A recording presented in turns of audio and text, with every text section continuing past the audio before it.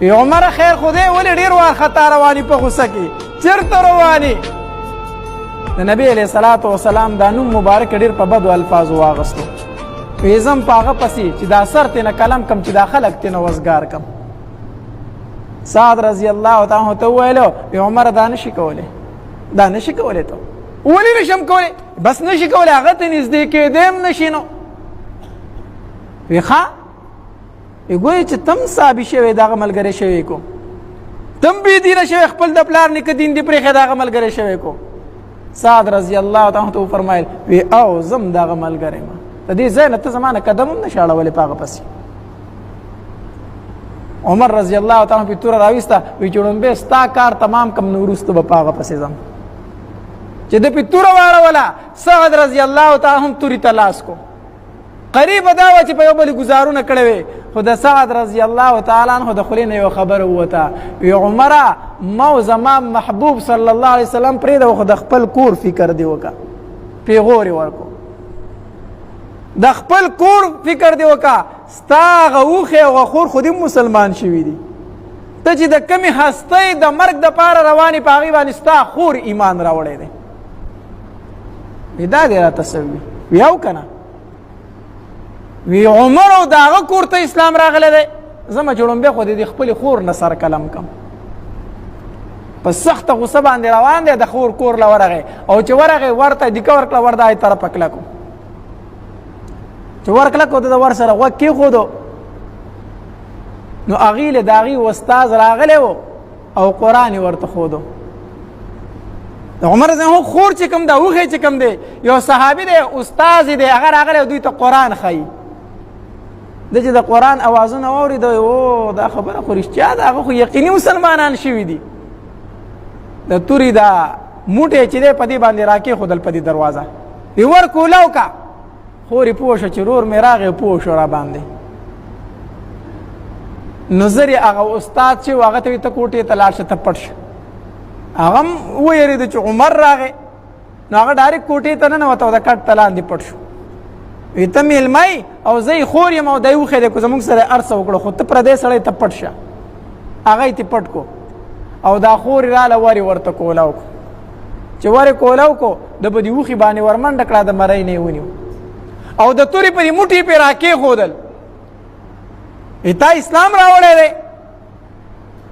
چې کله په هغې ګزارونه شروع کړو نو دا خور یې منځ لراله، دا خاوند او دا ورور یې خلاصول، چې د دوی په منځ کې خلاصونو کې چې کله خلاصون یې کو، د عمر رضی الله تعالی عنه چې څپېړه واړوله او په دومره زور سره د خور دې مخ له راواچوله چې د هغې د مخ نه د وینو دارې شروع کړې. عمر رضی الله الله ډېر لوی طاقت ورکړی، ډېر زورور طاقت یې چې څپېړه یې تاو کړه او د خور دا مخ یې پیوو، نو د خور دا مخ د دې ګوتو سره وشلېدو او د وینو دارې ووالې او د عمر رضی الله تعالی عنه په دې مخ باندې دا دارې ولګېدې او په دې کپړو یې دا دارې ولګېدې. چې خور یې دې وینو ته وکتل، په ژړا شوه، وی عمره یوه خبره واوره زما، که ته عمر ابن خطاب د خطاب زوی نو زه د خطاب لور یم. ګورې زه دې خور یم، زه بل څوک نه یم. ته کو ځان ته زورور وایې چې زه د خطاب زوی یم نو زه د خطاب لور یم، زه هم ستا نه کمه نه یم. هسې ځان مه ستړی کوه، که بدن مې وي ټوکړې ټوکړې کړي نو د اسلام نه واپس کېږم نه، زه هم د خطاب لور یم. هسې ځان مه ستړی کوه. عمر رضی الله تعالی عنه چې خور ته وکتل، جړا ته یې وکتل، وینو ته یې وکتل، ترس یې راغی، ترس یې په زړه کې راغی. وی ښځه دا پرېږده وه، خو چې دا کم کتاب تاسو لوستو دا ماله لږ راکئ، دا لږ ماله راکئ. خور یې ورته نه شم درکولی. وی ولې؟ وی ته پلیت یې، ته کافر یې، قرآن پاک کتاب دی، دا مونږ کافر له په لاس کې نه ورکو، دې ته ته لاس نشي لګولی. عمر رضی الله عنه ته لږ خو یې راته ووایئ که نه، لږ خو یې راته ووایئ که نه. او دننه چې استاذ خبرې واورېدې چې د عمر اواز خو بدل شو، خبرې خو یې بدل شوې، هغه ډایرکټ د کوټې نه راووت، د کوټې نه راووته او قرآن یې کولاو کو. وی عمره واوره، عمره واوره. او ړومبی دا آیت چې څنګه راواړو نو دا آیت راواختېدو، انی انا الله فاعبدنی واقم الصلاة لذکری. ډایرکټ دا آیتو زه الله ما زما بندگی وکئ او مون زما د یاد د پاره وکئ.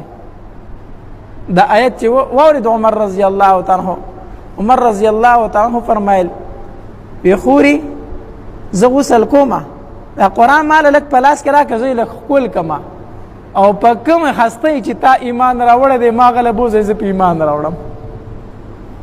عمر رضی الله تعالی عنہ غسل وکړو، قرآن خپل کو او خور ته وی ما نبی علیہ السلام له بوځه چې زه ایمان راوړم. اوس دلته نبی علیہ الصلوۃ والسلام په دار ارقم کې د خپلو صحابو سره ناست دی، ځکه په مکه کې دا خبره خوره شوه وی عمر توره اغستې ده او د نبی علیہ السلام په مرګ پسې وتی دی. ټوله مکه کې خبره خوره شوه که نه؟